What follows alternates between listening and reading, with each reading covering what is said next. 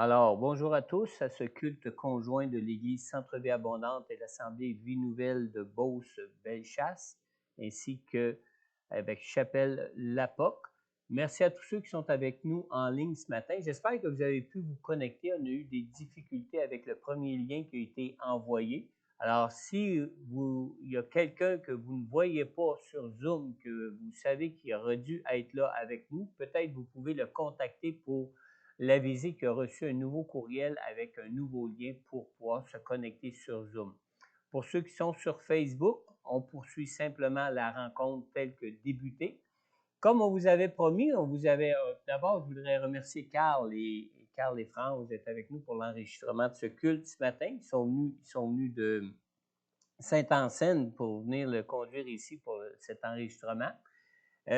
Tel qu'on vous avait promis, on avait un invité qui était prévu ce matin. Moi-même, je ne devais pas être là ce matin, mais vu les circonstances, vu le nouveau décret du gouvernement qui faisait en sorte que les lieux de culte devaient être fermés à partir de jeudi ou vendredi dernier. Alors, je suis revenu chez moi et puis je suis là ce matin avec vous. Pasteur Jean, qu'on devait recevoir comme invité, est toujours là avec nous. C'est lui qui va vous apporter la prédication ce matin. Il est lui-même chez lui, en Zoom avec nous. Vous pourrez le voir même si vous êtes sur Facebook. Alors, Pasteur Jean, qui est de Ciel ouvert Évangélisation, est avec nous et c'est lui qui va nous apporter le message de la parole pour ce matin. Alors, je vais simplement inviter maintenant Pasteur Jean à prendre place à l'écran pour nous apporter le message que le Seigneur Jésus a placé sur son cœur pour nous aujourd'hui. Dieu vous bénisse, bonne rencontre et soyez comblés en Jésus-Christ. Voilà. Est-ce qu'on m'entend? Dieu Ça vous va? bénisse, bonne rencontre et soyez comblés en Jésus-Christ. Voilà. Est-ce qu'on m'entend? Ça va? Bonjour à tout le monde. Est-ce que tout le monde m'entend? Je ne sais pas. Moi, sur Zoom, on vous entend en tout cas. Sur Zoom, il faudrait vérifier avec Christian. Bonjour à tout le monde. Non. Alors, c'est parfait. Bonjour à tout le monde. Bonjour. Alors, les gens de Montmagny, les gens de Tête-Mines, Cède Marachi, OK. Karine, est-ce que tu pourrais fermer le son de Christian? Bonjour. Alors, les gens de Montmagny, les gens de Tête-Mines. Alors, il y a quelque chose qui ne marche pas là, je ne sais pas. C'est moi qui devais faire quelque chose, je l'ai fait, ça a fonctionné, ça Oui, alors, pouvez-vous dire au pasteur que State for Minds n'a pas reçu le code. Alors, il y a quelque chose qui ne marche pas là, je ne sais pas. C'est moi qui devais faire quelque chose, je l'ai fait, ça a fonctionné, ça Voilà, est-ce que ça va? Pouvez-vous dire au pasteur que State for Minds n'a pas reçu le code. Du côté de Zoom, ça va, mais de Montmagny, je ne sais pas, je vais leur demander. Attendez un instant, s'il vous plaît. Ça va? C'est Bruno qui parle. Tête-for-Mind, ils n'ont pas reçu Voilà. le code. Oui, bien sûr, dans le Zoom, ça va, mais ceux qui sont Allez, dans l'église de Montmagny, je ne suis pas sûre qu'ils vous entendent. Je vais vérifier, ce ne sera pas long.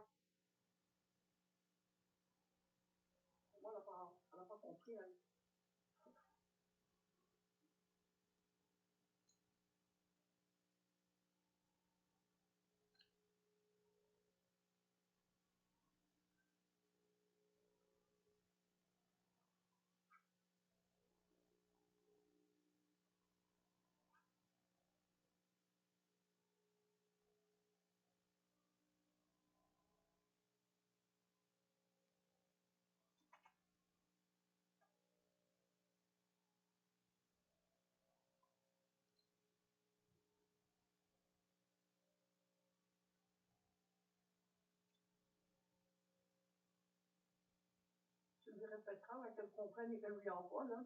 Écoute. Sinon, ils n'auront pas de vie. Violette, il faut te taire. On entend. Ah bon? Je pensais qu'elle avait fermé le micro. Je pensais qu'elle avait fermé le micro.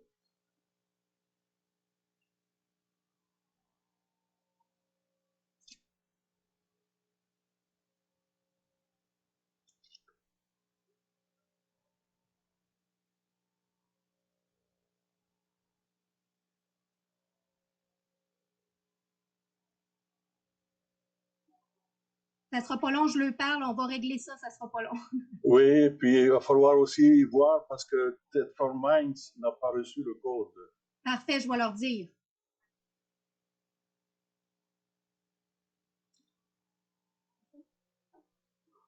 Recording stopped.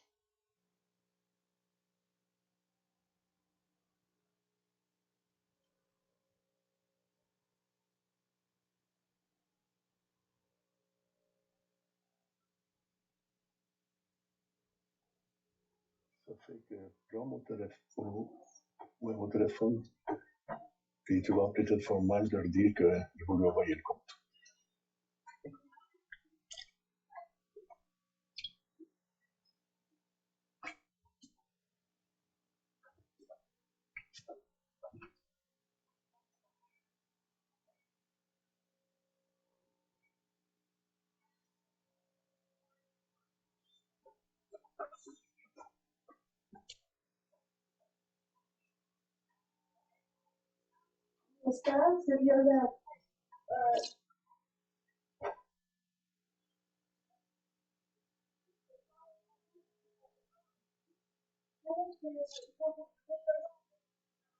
OK, Monsieur Rulin, Pasteur François est allé renvoyer le lien aux gens de Ted Earth.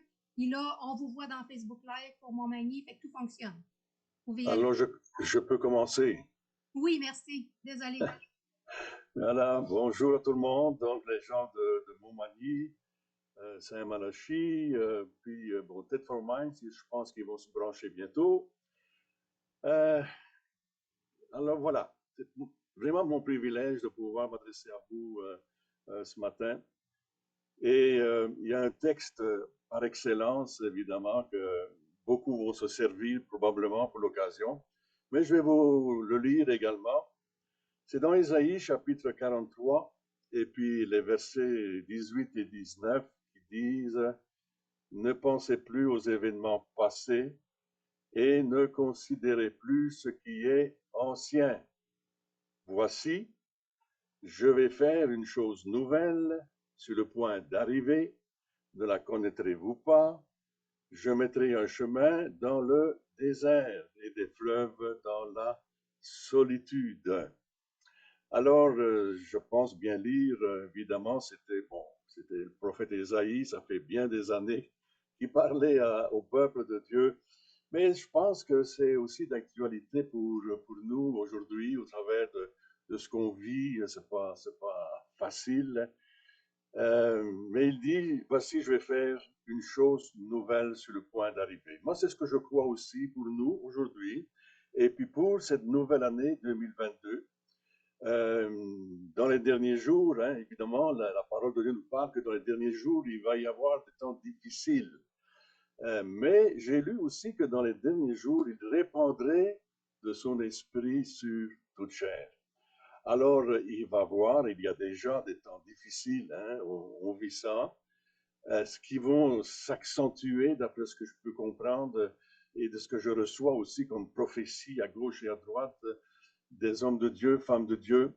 Il semble que la situation n'est pas pour se terminer de cette façon-là, on pense, mais qu'il y a bien d'autres choses qui vont survenir dans les temps qui viennent.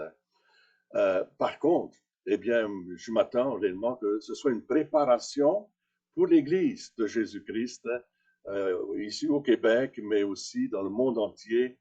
Et le peuple de Dieu est en train de se préparer. Et puis, je vous encourage à vous préparer et d'accueillir ce qui s'en vient, peut-être dans les temps plus difficiles encore, et puis il faut se préparer à ça dans la prière, se fortifier dans le Seigneur, parce que c'est lui, évidemment, Dieu qui va nous donner tout ce qu'on a besoin pour faire face à tout ce qui va venir sur ce monde avant son retour.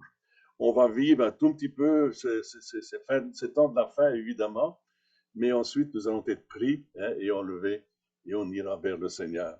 Alors, d'être préparé, donc j'ai dit, pour des temps un peu plus difficiles encore, mais aussi d'être bien préparé pour accueillir un souffle nouveau de l'Esprit Saint. Un souffle de Dieu qui va souffler dans les derniers jours. Il dit, je répandrai de mon esprit sur toute chair. Alors, il va y avoir aussi des prophéties, il va y avoir des sons, donc il va y avoir des visions. Si on lit le texte, c'est ça qui va venir. Et puis, c'est cela que j'entends à gauche et à droite, comment Dieu est en train de parler d'une façon ou d'une autre. Alors, je vois le pasteur de Ted for Minds qui est au téléphone. Et puis, il va falloir qu'il enlève. Ça marche, merci beaucoup. Bon, en tout cas. Et puis, comment j'allais dire? Oui, donc, voilà. Dans cette année qui s'est passée, nous avons eu des bonnes choses. Donc, nous avons des bons souvenirs. Et puis, il y a des moins bons souvenirs. Mais ce qu'on vient de lire ensemble, c'est extraordinaire. Je vais faire des choses nouvelles sur le point d'arriver. Ce qui veut dire qu'il faut oublier quand même ces temps un peu difficiles vécus. Et puis les bonnes choses que nous avons vécues, c'est magnifique, mais ne restons pas figés sur cela et attendons-nous à des choses nouvelles. La mémoire, vous savez, évidemment, on dit la mémoire est une faculté qui oublie, mais je pense que ce n'est pas toujours vrai. Et souvent, la mémoire nous rappelle des choses difficiles qu'on a vécues, les combats, la maladie, et puis tout ça. Mais ça fait partie du passé. Les choses anciennes sont passées, voici, toutes choses deviennent nouvelles. Et Dieu est sur le point, donc, de faire des choses nouvelles. Alors, souviens-toi, hein, nous voyons souvent ça dans la parole de Dieu, souvenez-vous, ou souviens-toi. Je vais lire juste quelques versets rapidement dans Exode 13, verset 3, où Moïse dit au peuple, souvenez-vous de ce jour où vous êtes sortis d'Égypte, de la maison de servitude, car c'est par sa main puissante que l'Éternel vous en a fait sortir. Amen. Alors, on en est sorti, hein? On est sorti d'Égypte, on est sorti de l'esclavage, on est sorti de ce monde, dans le fond, de turbulences dans lequel nous étions plongés, et puis dans les ténèbres. Et puis là, ben, on a reçu le salut en Christ. Béni soit Dieu. On est sorti de l'Égypte. Et puis on est maintenant sauvés, on est des enfants de Dieu. Je lis aussi dans Isaïe 46, verset 9. Souvenez-vous de ce qui s'est passé dans les temps anciens, car je suis Dieu et il n'y en a point d'autre. Je suis Dieu et nul n'est semblable à moi. Et tout le monde dit Amen. Ah, nul n'est semblable à notre Dieu, n'est-ce pas? Amen. Alors, mais souvenons-nous de toutes ces œuvres magnifiques donc, que Dieu a faites pour nous. Souvenez-vous également dans Éphésiens chapitre 2, verset 12. Souvenez-vous que vous étiez en ce temps-là sans Christ, privés du droit de cité en Israël, étrangers aux alliances de la promesse, sans espérance et sans Dieu dans le monde. Il faut se souvenir, hein, c'était des temps difficiles, mais on n'avait pas accès à toutes les bénédictions et les promesses, mais là, maintenant, nous avons accès, béni soit Dieu, et nous sommes privilégiés. Dernièrement, je disais à mon épouse, Violette, tu sais, c'est tellement extraordinaire pour nous de connaître Dieu, d'être sauvés dans ce temps difficile, encore plus, évidemment, et de voir un monde qui vit sans Christ, sans Dieu. Et je crois que c'est à nous maintenant de leur annoncer la bonne nouvelle, d'être la lumière de Dieu parmi les ténèbres. Alors, je vais passer vite quand même, parce qu'il y a d'autres textes. Juste un dernier, allez, Apocalypse chapitre 2, verset 5. Souviens-toi donc d'où tu es tombé, repens-toi, pratique tes premières œuvres. Ah, ben, je pense que ça nous concerne, nous, hein, Église du Seigneur. Sinon, je viendrai à toi et j'ôterai ton chandelier de sa place, à moins que tu ne te repentes. Oh, il y a tout un message à adresser au peuple de Dieu et à chaque pasteur d'ailleurs, parce que nous sommes inclus, et où nous devons réellement revenir de tout notre cœur, comme c'était dès le début, au moment où nous avons cru, et d'avoir une excitation encore pour le Seigneur et, et pour le témoignage chrétien. Alors, Le Saint-Esprit pose la question dans le texte qu'on a lu du début, ne le saurez-vous pas? En d'autres termes, il est fort possible que je fasse quelque chose de nouveau. Hein, c'est un peu ça que Dieu dit. De meilleur, de plus grand, peut-être de plus magnifique, bien sûr, qu'auparavant. Mais vous pouvez rater, oh là là, car si vous adorez, ou si vous en chassez dans la mémoire juste le passé, j'ai comme l'impression qu'on n'est pas prêt pour le nouveau, pour ce qui s'en vient en 2022 de bon de la part du Seigneur. En tout cas, n'oublie pas, ne laisse pas tes souvenirs du passé en chasser, vous empêcher d'avancer. On répète, ça a été dur, 2021, 2020, ça a été 2 années difficiles pour vous, pour l'Église, et puis pour la famille. Tout ça, c'est dur, dur, dur. Certains ont perdu leur job, et puis, oh là là, le panier de provisions coûte plus cher aujourd'hui aussi. Alors, qu'est-ce qu'on fait avec tout ça? Eh bien, écoutez, soyons reconnaissants pour les merveilleux souvenirs. Mais, comme je l'ai dit déjà, ne soyez pas emprisonnés dans ce passé qui soit bon et même mauvais, parce qu'il y a d'autres choses qui s'en viennent. C'était bon, oui, ou c'était mauvais, mais là, il vient de nouvelles choses vraiment que Dieu nous prépare. Nous devons être positionnés pour saisir donc ce que Dieu a pour nous. Positionnés pour la transition.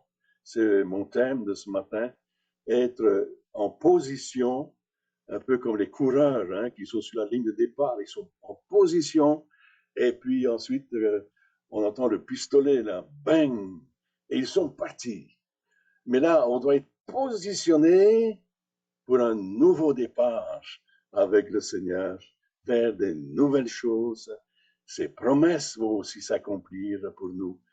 Béni soit le Seigneur. Alors, je ne prétends pas de connaître tout ce que Dieu a en réserve, mais nous devons écouter ce que l'Esprit dit à l'Église aujourd'hui. Vous savez, il parle tantôt d'une façon et puis tantôt d'une autre façon.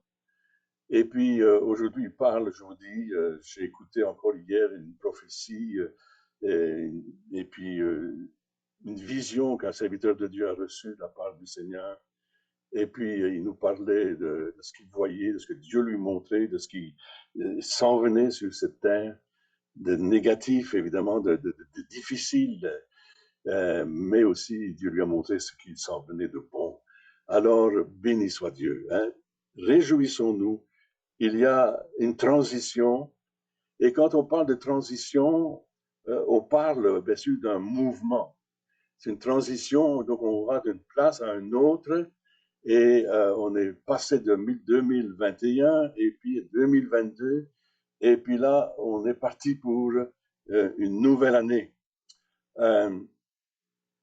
Alors, la transition parle de mouvement, parle de progrès, d'aller de progrès en progrès, comme nous parle d'ailleurs Ézéchiel. Donc, il y a 1000 coudées hein, qui est mesuré pour aller plus loin, et aller plus profondément dans l'océan, mais dans l'océan d'amour, de grâce, et aussi de ce que Dieu nous a préparé d'avance pour nous, et d'arriver vraiment dans cet endroit jusqu'à une immersion vraiment de grâce, d'amour et d'onction renouvelée dans nos vies et pour lui-même.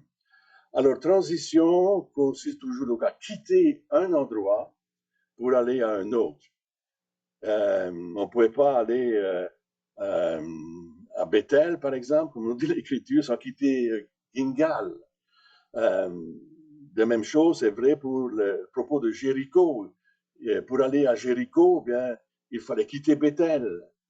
Eh oui. Alors, il faut savoir quitter la place là où nous sommes arrivés dans notre vie personnelle et puis spirituelle pour rentrer dans une nouvelle dimension, d'aller plus loin donc avec le Seigneur. Transition signifie laisser certaines choses en arrière. Alors, écoutez-moi bien. La transition est quelque chose qui nécessite une participation. Évidemment, Dieu fait ceci, Dieu fait cela, oui, mais il y a notre participation. Elle est nécessaire pour la transition. La transition ne peut pas arriver par accident. Ça n'arrive pas comme ça. Il faut que réellement on soit préparé et qu'on entre dans le nouveau que Dieu nous a préparé. La transition est un choix de coopérer et d'avancer avec le Saint-Esprit. Alors, 3 composantes principales: lâcher l'ancien, être bien sûr confiant dans les promesses de Dieu, et puis prendre le nouveau. Moi, j'aime ça. Alors, Seigneur, je prends, je saisis. Il y a un geste de foi, hein, avec nos 2 mains, tiens, hein, mais aussi surtout avec notre cœur. On saisit les promesses de Dieu et on rentre et on pénètre dans une nouvelle dimension de foi, de joie, de grâce, et puis j'en mets encore et encore. La transition, cependant, c'est pas toujours facile. Et c'est souvent même, je dirais, difficile la plupart du temps parce que on laisse quelque chose qu'on connaît et on rentre dans une autre dimension que dans le fond on va découvrir et qu'on ne connaît pas. Alors, il faut savoir laisser l'ancien et puis rentrer dans le nouveau. Et ensuite, nous devons céder si nous voulons vraiment tout ce que Dieu nous a préparé. Ou bien tout simplement nous contenter de ce qu'on avait, ou bien espérer plus et davantage de la part de Dieu. Et je sais, mes amis, que Dieu a plus pour vous, que Dieu a plus pour moi, que Dieu a plus pour l'Église. Dieu nous prépare bien sûr un festin, il y aura les noces de l'agneau, mais avant cela, nous sommes sur terre. Et avant cela encore, nous avons le privilège de pouvoir réellement vivre des temps forts dans le Saint-Esprit. Je ne sais pas, je peux tellement vous entendre dire Amen, Amen, Amen, Amen.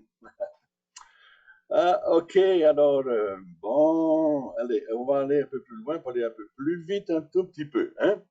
La transition, donc, est un endroit difficile à plusieurs reprises parce que c'est un endroit intermédiaire. On est en position et on s'attend à quelque chose. Alors, c'est dans la prière, c'est dans l'intercession, c'est dans la louange, alors que nous adorons le Seigneur. C'est l'endroit où la foi, évidemment, est testée. C'est l'endroit où vous êtes tenté de vous plaindre et de commencer à regarder vers l'ancienne zone de confort habituel. C'est un peu ce qu'Israël a fait. Dieu les a fait sortir d'Égypte et puis finalement, après, ils aimeraient ça retourner parce que là-bas, ils connaissaient, ils savaient. Oh, pauvre peuple. Et parfois, on réagit de la même façon. C'est l'endroit où vous faites une percée ou bien vous allez vous effondrer. C'est l'un ou l'autre. Vous vous effondrez au travers des tracas, des soucis et puis de tout ce qui s'en vient. Hein. On regarde un peu ce qui se passe dans les rues de Montréal. Je lisais cela au matin. Revendication, mais on est pris là en otage, et puis etc. parce qu'on a perdu notre liberté. Alors tout le monde crie liberté, liberté. La vraie liberté, mes amis, elle est en Christ. Amen. Je ne suis pas dépendant des choses de la rue. Je ne suis pas dépendant. Bien sûr, il faut s'alimenter, hein, bien évidemment. Alors, on espère que les centres d'achat vont rester ouverts. Mais en tout cas, OK. Alors, je pense que l'une des choses les plus excitantes et les plus inspirantes que j'ai apprises de l'histoire d'Élie, d'Élisée, entre autres, est la suivante. Élisée est allé au-delà de son mentor. Et il a eu un bel exemple. C'est comme nous devons laisser un bel exemple autour de nous et que nous puissions être des mentors pour ceux qui sont dans nos maisons, nos enfants, nos familles, qu'on soit des exemples, des modèles. Je voyais comment l'évangéliste Bunker, qui est décédé aujourd'hui, a donné la relève a donné le bâton, si vous voulez, de relève à pasteur évangéliste Coleda. Et cet homme de Dieu aujourd'hui va bien plus loin même que son mentor au travers de son travail. Je lis tout ça, je dis waouh, super. Élisée avait développé son propre appétit. Eh oui, Élisée ne voulait pas seulement ce qu'il voyait dans et sur Élie, il voulait le double. Il voulait avoir une double onction. Il était gourmand. Et puis, on doit être gourmand, nous aussi. Seigneur, donne-moi en plus. Je veux plus de toi, plus de ton onction. Ce qui veut dire qu'il ne voulait pas seulement ce qu'il avait vu et expérimenté avec Élie. Il en voulait plus. Il voulait ce qu'il n'avait jamais vu et jamais expérimenté. Et je crois qu'Élie, en tant que mentor d'Élisée, savait ce que Dieu réservait à Élisée. Il savait, il le préparait, l'homme de Dieu d'une église discerne ce que Dieu a pour certaines personnes dans l'église. Lorsqu'on a laissé l'église pour la retraite, mais bon, c'était administratif dans le fond parce qu'on a continué l'œuvre quand même d'une autre façon. Je connaissais, je savais, dans les endroits que nous avons laissés ici et là, cet homme, cette femme vont servir Dieu plus tard. Alors j'ai laissé le pasteur qui me remplaçait vraiment les indications, les références pour que vraiment ces gens puissent être mis donc, à l'œuvre. Et ça a été le cas. Et je bénis Dieu, ils sont toujours d'ailleurs même au service du Seigneur aujourd'hui. Alors, que dire encore? Oh, je parle donc aujourd'hui d'être en position de transition. Être positionné, être dans l'attente. Et le Saint-Esprit nous donne une idée de ce à quoi nous attendre lors de cette transition. S'il y a plus pour nous, eh bien, nous devons dire, Seigneur, nous le voulons. S'il y a quelque chose de mieux, nous devons dire, nous le voulons. S'il y a meilleur moyen pour le servir, nous voulons le découvrir. S'il y a une plus grande onction, nous la voulons. Le positionnement pour la transition signifie anticiper le nouveau, anticiper le différent, anticiper le plus grand, anticiper l'inconnu, anticiper même, je dirais, l'inconfortable. Béni soit Dieu. Nous devons quitter notre confort pour aller dans l'aventure de la foi et nous apprêter, nous préparer à recevoir bien plus. Anticiper signifie espérer, compter avec enthousiasme. Amen. Ouais.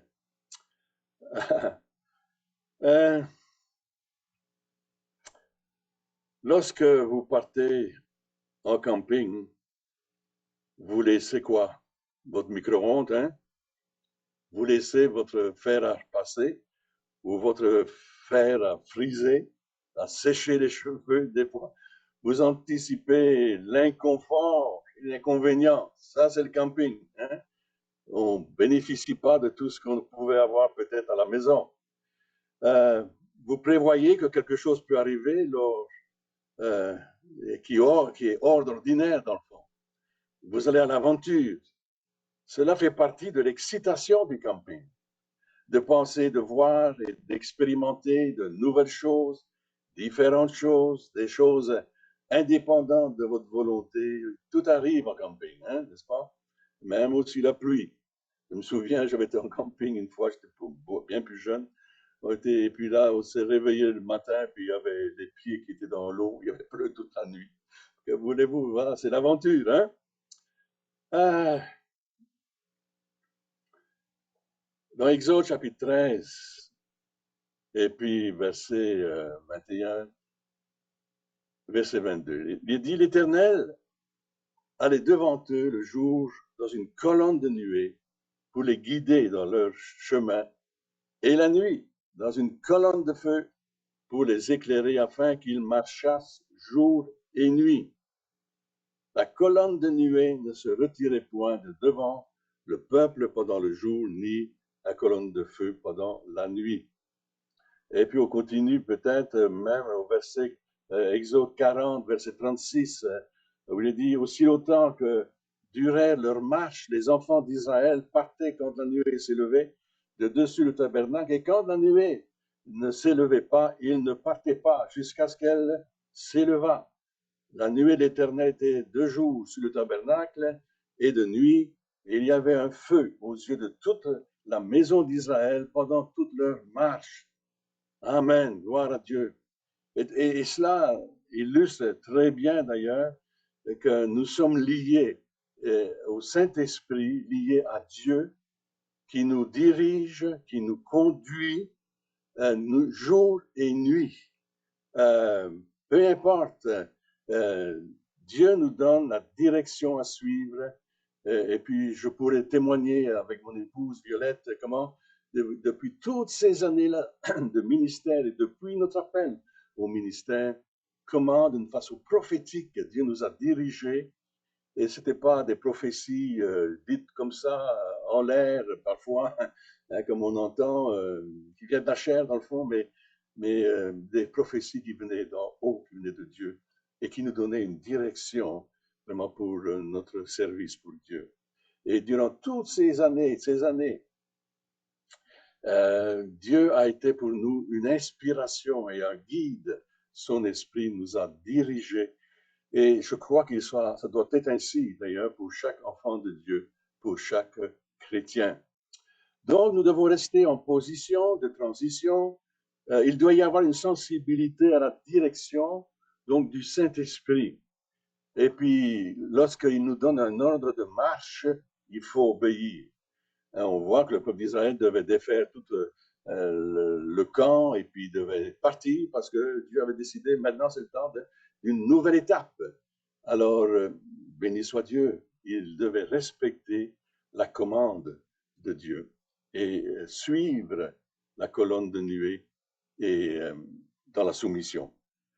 Voilà, alors, encore un tout petit peu, si vous voulez bien, le Saint-Esprit nous conduit de l'intérieur, mais il est tout aussi réel et tout aussi valable que la manière dont il a dirigé les enfants d'Israël. C'est par le Saint-Esprit qui est en nous, l'Esprit qui demeure en moi, qui me conduit, qui me parle, qui me donne une direction, une directive. C'est vrai qu'aussi il y a des circonstances. Tantôt, on l'a dit, il parle d'une façon, tantôt d'une autre. Et c'est bon d'être à l'écoute. Mes amis, frères et sœurs, soyons à l'écoute de Dieu, soyons à l'écoute du Saint-Esprit pour les jours qui s'en viennent. Nous devons nous ajuster au plan parfait de Dieu. Non pas à des plans humains, mais le plan parfait de Dieu. On peut essayer, nous, par nos moyens, d'améliorer notre sort et puis de trouver toutes sortes d'activités pour l'Église. Bon, il y en a aujourd'hui, on voit ça, la façon qu'on fait les choses, mais ça ne remplacera jamais vraiment la présence de Dieu, la présence du Saint-Esprit en nous, qui nous dirige, et la présence magnifique de Dieu au milieu de ses enfants, j'allais dire de son assemblée. Voilà Dieu. Alors, qu'est-ce qu'on pourrait dire encore pour nous maintenir dans une attitude de transition? Nous devons nous garder tournés vers l'avenir. Pour nous garder de pencher vers une direction peut-être charnelle, nous devons être bien ajustés au plan de Dieu. Nous devons nous appuyer en comptant donc sur Dieu, nous appuyer sur Dieu et en comptant sur Dieu. Anticipant, on l'a dit, l'avenir. Ne pas nous laisser installer dans un certain confort, ne pas s'installer et puis dire, bon, ben là, je suis arrivé à quelque part et puis je suis correct. Non, non, non, il faut continuer, il faut intercéder, il faut publier, il faut annoncer la bonne nouvelle, il faut être actif pour le Seigneur. Je crois qu'on n'a encore rien vu. J'ai vu beaucoup de choses de la part de Dieu, mais je crois que j'ai encore rien vu, ni vous non plus. vous avez vraiment beaucoup encore à comprendre, à savoir et à expérimenter de Dieu. Alors, soyons préparés pour cela. Je sens que l'Esprit était comme si c'était un portail, que nous sommes dans un temps d'ouverture, dans une prochaine dimension que nous n'avons pas connue auparavant. Et nous devons certainement saisir ce moment. Mes amis, ne nous endormons pas. Soyons réveillés. Réveille-toi, nous dit l'Écriture même, celui, si tu es mort, hein, réveille-toi. C'est important, mort au point sur le plan spirituel, bien sûr. Regardez dans 2 Joël, pardon, excusez-moi, oui, Joël chapitre 2, verset 23. Il est dit, « Et vous, enfants de Sion, soyez dans l'allégresse et réjouissez-vous en l'Éternel, votre Dieu, car il vous donnera la pluie en son temps, il vous enverra la pluie de la première et de l'arrière-saison comme autrefois. » Agé, chapitre 2, verset 9, la gloire de cette dernière maison sera plus grande que celle de la première, dit l'Éternel des armées. Et c'est dans ce lieu que je donnerai la paix, dit l'Éternel des armées. Alors, oui, ça c'est de l'Ancien Testament, mais c'est pour nous aussi aujourd'hui. N'oublions jamais que la parole de Dieu, elle est pour nous aussi, et qu'elle soit dans l'Ancien Testament, il y a des promesses, elles sont pour nous aujourd'hui aussi, parce que Dieu est le même hier, aujourd'hui et éternellement. Nous n'avons encore rien vu, frères et sœurs. Nous n'avons encore rien vu de la capacité de Dieu. Mon intelligence, ma capacité est limitée, mais Dieu est illimité. Béni soit le Seigneur. La création parle du Créateur, n'est-ce pas? Quand on regarde la création, on dit, waouh, mon Dieu, il est grand. Il est grand, le Créateur. Mais ses œuvres sont grandes. Les œuvres de Jésus parlent du Dieu Tout-Puissant. La création vit une succession de merveilles, de lumière, les astres, l'oxygène. Je mets tout ça là, végétation, les insectes, les animaux, et puis vous et moi, créés à sa ressemblance. Oh, alléluia. Le ministère aussi miraculeux de Jésus a commencé d'une façon extraordinaire aux noces de Cana. C'était un de ses premiers miracles qu'il a fait aux noces de Cana. Les invités n'avaient encore rien vu et le meilleur était à venir. Amen. Ils avaient bu du vin, ouais. Hein, dans les festivités, c'était comme ça. Et puis ça l'est encore hein, aujourd'hui. Le vin, on boit un verre de vin, ou en tout cas. Mais là, ils avaient bu du vin, mais là, ils n'avaient encore rien vu. Parce que le meilleur était à venir. Amen. Et puis Jésus a changé l'eau en vin, et puis ce vin était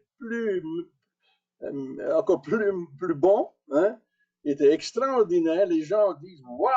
Pourtant, on sert normalement le meilleur vin, on le sert en premier. Mais non, non, ils l'ont reçu en dernier.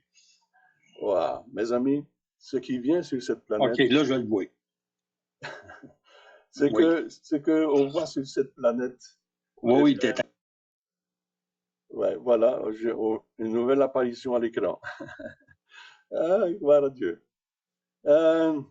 Mes amis, je pense que moi j'ai de l'espérance et mon espérance elle est vivante et je crois dans l'impossible de Dieu, je crois dans la miséricorde de Dieu, je crois dans le miraculeux, je crois que oui, on l'a dit, je le dis encore, nous avons encore rien vu et puis pourtant je peux vous dire qu'on en a vu des miracles dans notre ministère et puis dans notre propre famille, dans notre maison, mais on n'a encore rien vu. Les choses que Dieu va faire sur cette planète, on l'a dit, dès le début, on a dit, il va y avoir des choses, des temps difficiles, on l'a dit, mais il va y avoir aussi un temps d'explosion, je dirais, spirituelle, où le Saint-Esprit va être répandu sur toute chair. Alors, je ne sais même pas combien de temps il me reste encore. J'ai pas regardé ma montre tout à l'heure. Je ne sais pas si j'ai encore du temps, mais juste encore quelques mots, puis on fait la prière de fin. Juste dire ceci, c'est que Jésus ne connaît pas le mot impossible. Dans nos mots à nous, oui, hein, c'est impossible.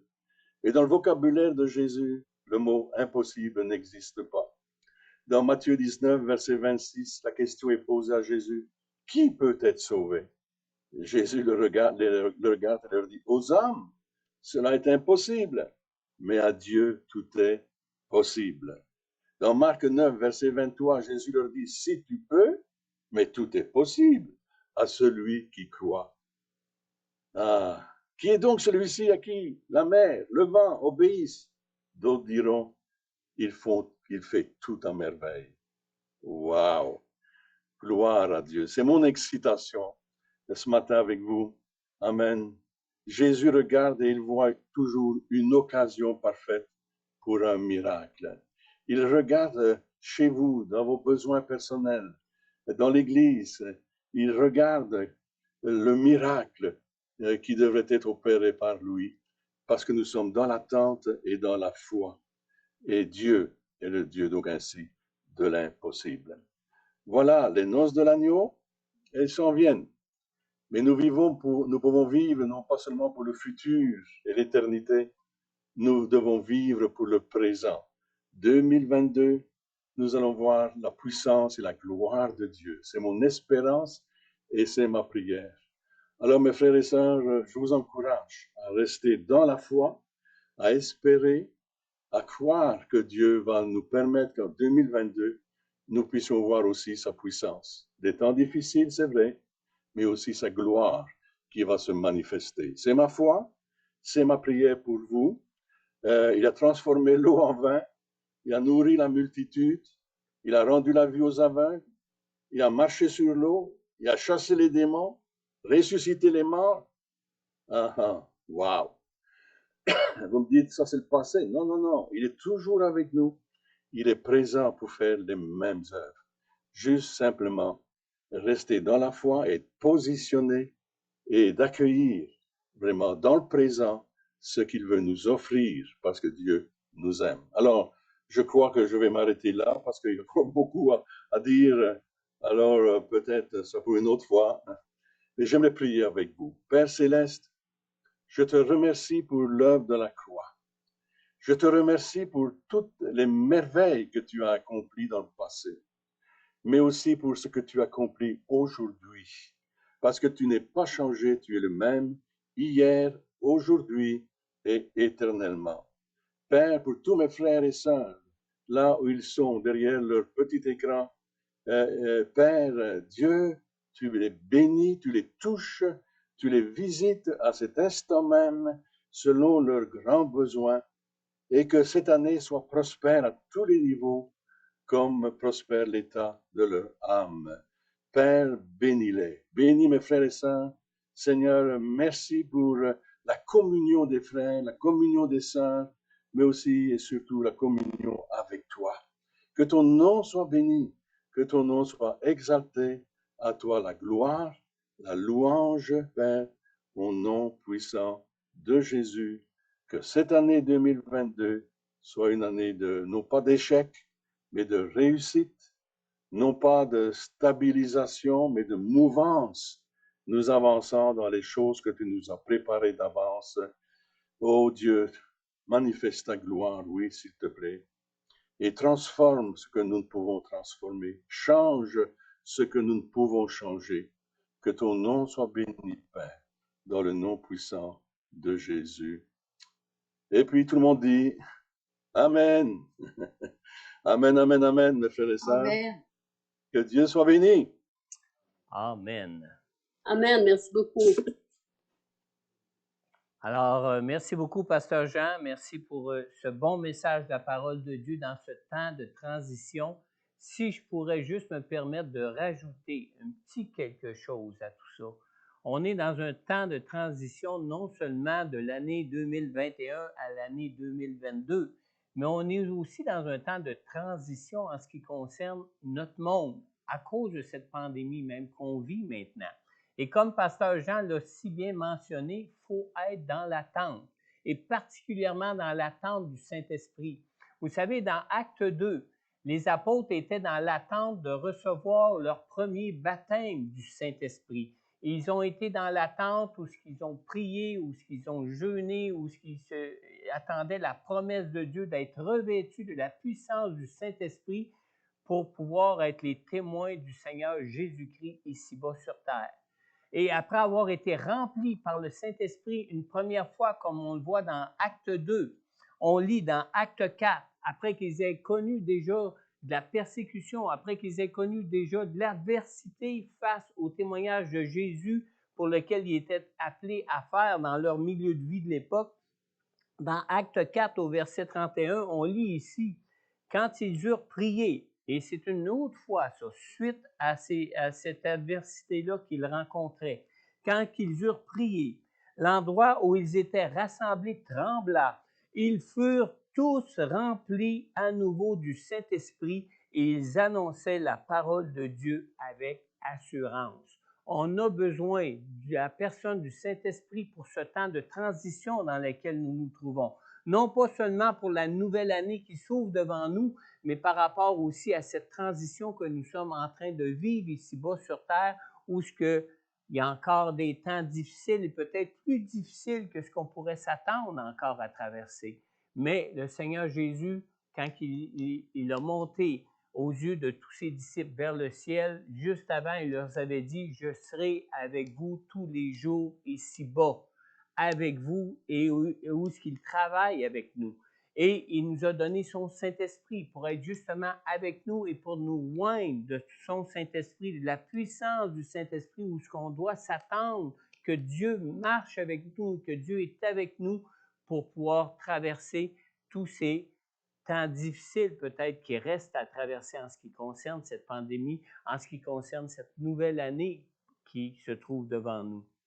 Alors, je vous encourage à prendre du temps avec le Seigneur, à prier le Seigneur pour vous attendre d'être remplis à nouveau du Saint-Esprit. Pasteur Jean a mentionné qu'il ne fallait pas s'endormir, alors la meilleure façon de rester éveillé, c'est d'avoir de l'huile dans nos lampes et d'être remplis du Saint-Esprit pour pouvoir faire face à toutes ces situations qui peut-être pour nous vont être vraiment un temps de transition rempli de surprises, rempli peut-être d'adversité, rempli peut-être de souffrance, mais aussi où ce que nous pourrons y marcher avec joie, où ce que nous pourrons y marcher accompagnés pleinement du Seigneur Jésus-Christ par son Saint-Esprit en nous. Amen. Amen. Merci, Pasteur Jean, pour ce temps de la parole de Dieu que tu nous as partagé. Et je vous dis à dimanche prochain. On vous attend encore sur Zoom, on vous attend encore sur Facebook. Et désolé pour les inconvénients concernant les connexions cette semaine. On va voir à ce que tous pourront être ensemble la semaine prochaine. N'oubliez pas, on va prendre ensemble aussi la Sainte-Sainte. Dieu vous bénisse, une bonne semaine et un bon début de 2022 pour chacun d'entre vous. À plus.